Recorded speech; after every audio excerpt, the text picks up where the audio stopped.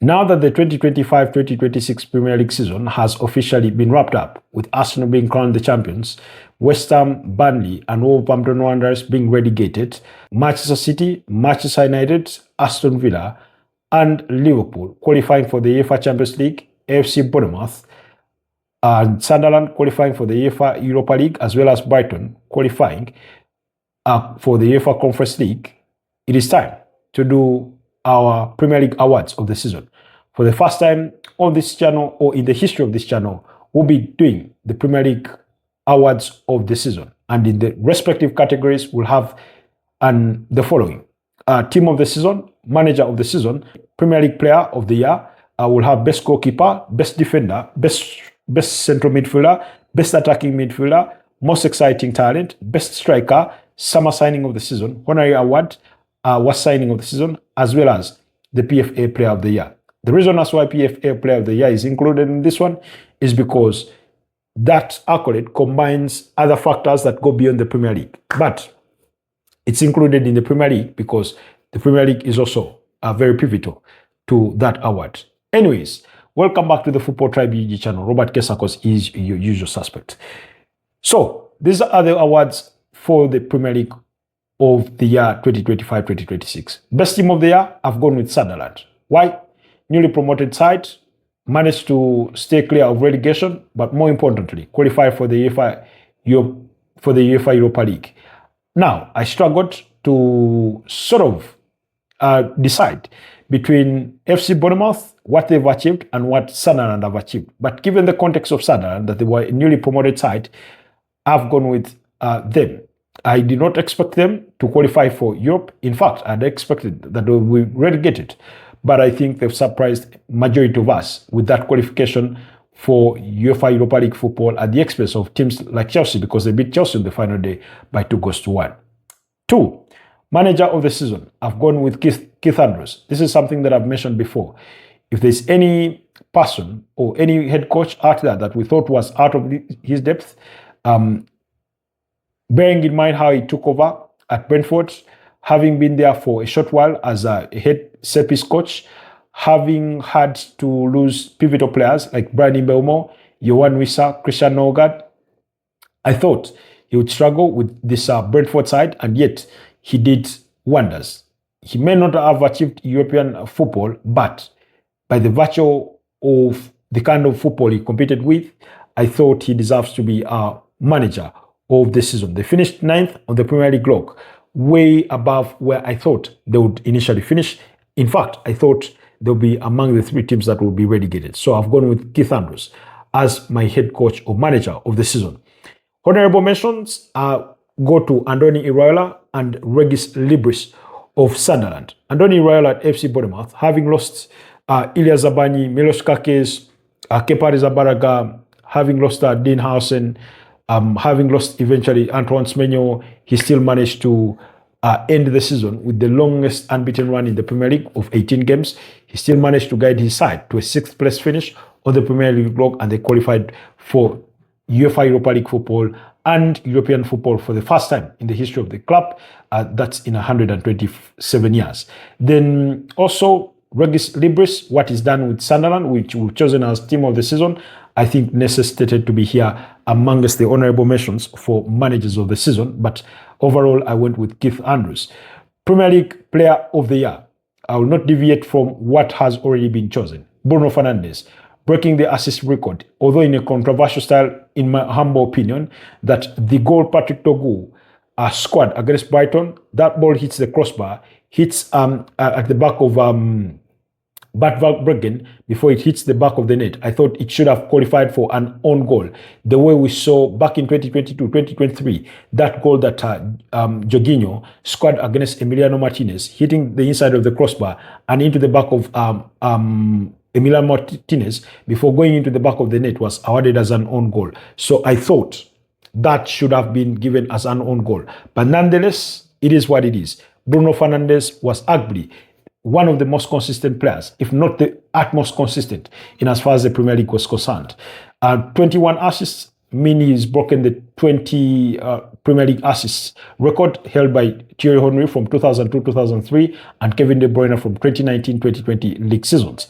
So what is achieved, a 30-goal involvement, scoring 9 goals and 21 assists, has been quite remarkable for the Red Devils in helping them finish third on the Premier League log and qualifying for Champions League football.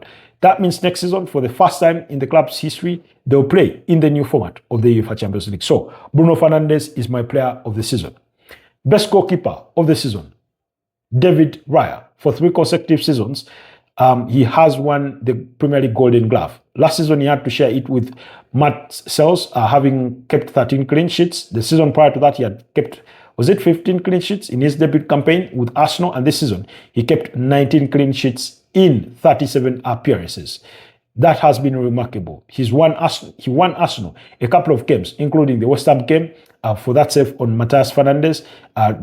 He had a brilliant save against Brighton and Hove Albion as Arsenal won that one by 2-1. So he's had a tremendous season. He joins the league of 2 other goalkeepers in Jose Manuel Pepe Reina, who also won 3 consecutive Golden Gloves in 2006, 2007 and 2008, as well as Joe Hart, who did it in 2011, 2012 and 2013. So he joins that cohort of goalkeepers, but he's been tremendous for the Gunners. Best defender of the season, I've gone with Gabriel Magalhaes from Arsenal. He did contribute with the goals, with some assists, is very, very integral to Arsenal's backline leadership, as well as the aerial threat that he poses when they go into the face. In a season where Arsenal scored 23 goals from set pieces, that's including throw-ins and penalties, majority of which were from corner kicks, he did stand tall in that Arsenal side. Now, best central midfielder, I've gone with Arsenal's Declan Rice. I thought he was the best central midfielder. When I say central midfielder, I'm talking about the number 6, the number 8, that sort of role. Those are the 2 positions that I'm looking at, and I've gone with Arsenal's Declan Rice. Very consistent over the course of the season, has been integral in helping his club end the trophy drought of a Premier League title for 22 years. So he is my best central midfielder. Then, best attacking midfielder. Now, when I say best attacking midfielder, I'm looking at the number 10s, I'm looking at the wingers and things like that. I've gone with Manchester City's Ryan Cherki, wrapping up the season with a tally of 12 assists and 4 goals. Having a 16-goal involvement in his debut campaign has been really remarkable for the 21-year-old French attacking midfielder, come winger. Yes, he's been really, really brilliant for me, and I think he deserves that one, or to take the best attacking midfielder of the season. Let me know if you have a divergent opinion and who you would have voted in that role. Then, most exciting player in the Premier League, or exciting talent. I've gone with FC Bournemouth's Elio Junior Kropi. Yes, the 19-year-old French international signed from Lorient. I think, was it at 2025, around that period, he scored 13 goals in the Premier League this season. So he's done tremendously well. I almost wanted to go for Ran, the Brazilian who joined from Vasco da Gama to FC Bournemouth. He scored about 5 goals in the Premier League and provided 2 assists ever since joining them in January. But ultimately, I've gone with Elio Junior Kropi. Then, best striker, I've gone with Brentford's Igor Thiago. At the time when they lost Yohan Wissa and Bryan Mbeumo, a lot of us had questions of where majority of the goals would come from for this Brentford side. That's why I had them amongst the relegation candidates. But they surprised everyone. But I do not think there's a player that surprised most than Igor Thiago. Finishing the season with 22 goals has been remarkable. Yes, a lot of people would say, how about Brad Erling Haaland? He scored, 27 goals and provided 8 assists, having a 35-goal involvement throughout the campaign. Why not him? I mean, he's Brad Erling Haaland. He's been doing this almost season in, season out, contending for that golden boot, which he won this season. And one would still make the same argument. Why not giving it to the player that has won the golden boot? Simply because when you look at the people that have been creating the chances for Igor Thiago, in comparison to those players that have been surrounding Brad Erling Haaland, you'll come to the conclusion that those surrounding Brad Erling Haaland are better quality and therefore bound to create for him better chances and more chances than Igor Thiago would have received playing at Brentford. So that's why I've gone for Igor Thiago. But nonetheless, my honorable mention still goes to Braut Erling Haaland of Manchester City. So then, summer signing of the season is Granit Xhaka. When I went through the best signings of the summer, I still gave it to him, Granit Xhaka. The best signing so far. For only 20 million euros, Sunderland scooped him from Bayer Leverkusen at the time when a lot of people were wondering, why would you leave a team that is going to play in the UEFA Champions League and join a team that is newly promoted from the Championship? A lot of people questioned the move, I myself inclusive, but he defied the odds. Joined Sunderland, was handed the captain's armband. His leadership qualities were there for the world to see. His galvanizing abilities, almost coaching his teammates on the pitch, transmitting the message from Regis Libris to the players on the pitch, was there for the world to see. So much so, to the extent that at the moment he's being linked with the potential move to Manchester United. That's how incredible his season is had. And therefore, for me, it goes down as the best signing of the summer, helping Sunderland not just stay in the top flight, but also qualify for UEFA Europa League football. Then, worst signing of the season. I've gone with Chelsea's Liam Delap. Now, there's a lot of names that qualify for this spot. Lots of players have had very underwhelming seasons. When you talk about Jamie Gittens, Florian Wirtz, when you talk about Alexander Isak, with all the injuries, there's a lot of players around the block that you've looked up and said, yeah, that's a signing that did not work out. Ivan Guessant at Aston Villa, so much so that he ended up being sent out on loan to Crystal Palace, and things like that. But Liam Delap at Chelsea is the worst signing of the summer.